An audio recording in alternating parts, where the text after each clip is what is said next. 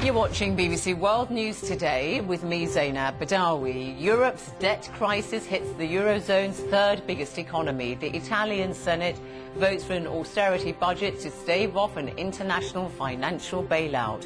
And how creditworthy is the United States? It faces a possible downgrade over its public debt.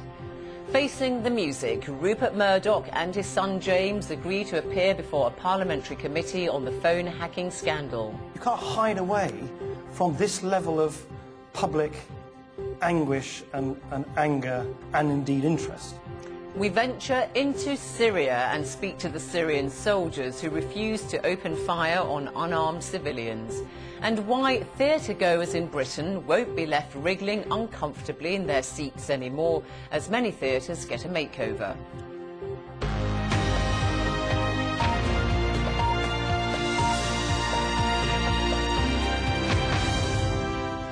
Hello and welcome. The Italian Senate has approved an emergency austerity budget worth almost 50 billion euros in an effort to prevent the European debt crisis from engulfing the country. The cuts are being rushed through after financial markets began speculating that Italy was facing difficulties servicing its large debts.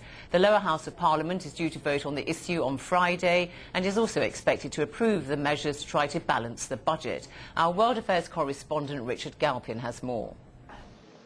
Italian senators arrive at Parliament knowing their country could now be drawn into the crisis affecting the Eurozone.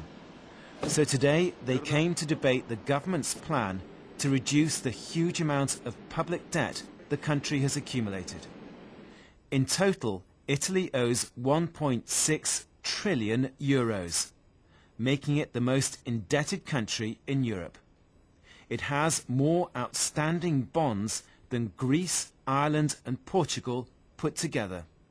And now the borrowing costs are going up sharply as investors get increasingly nervous about the stability of the economy. No surprise then that in the Senate today, desperate appeals from ministers for the package of budget cuts to be approved. Nessuno fa una manovra come questa, peraltro, se non perché vuole il bene comune. No one writes a budget like this without wanting the common good. Without balancing the books, the public debt, a monster that comes from our past, will devour our future and the future of our children. The country is watching us. They are looking at the government, both the majority and the opposition, who do differ, but today are not divided. And these appeals worked, with a clear majority of senators voting in favour of the austerity measures. These measures aim to save 47 billion euros over the next 4 years by cutting ministers' pay and expenses, extending the current hiring freeze in the public sector, and cracking down on tax exemptions and evasion.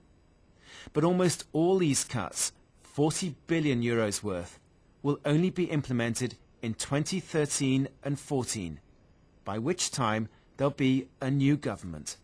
Unfortunately, it seems to me that the political system is not well prepared to face this kinds of crisis.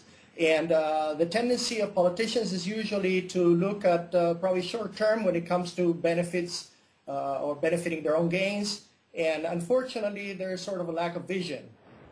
But despite this, the markets have responded positively to the Senate vote and to the news that today the government managed to raise another 5 billion euros by selling more bonds. On Friday, the people of Italy will see if the lower house of Parliament also votes through the austerity measures.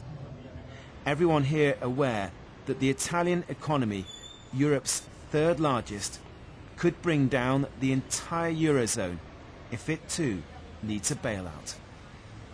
Richard Galpin, BBC News.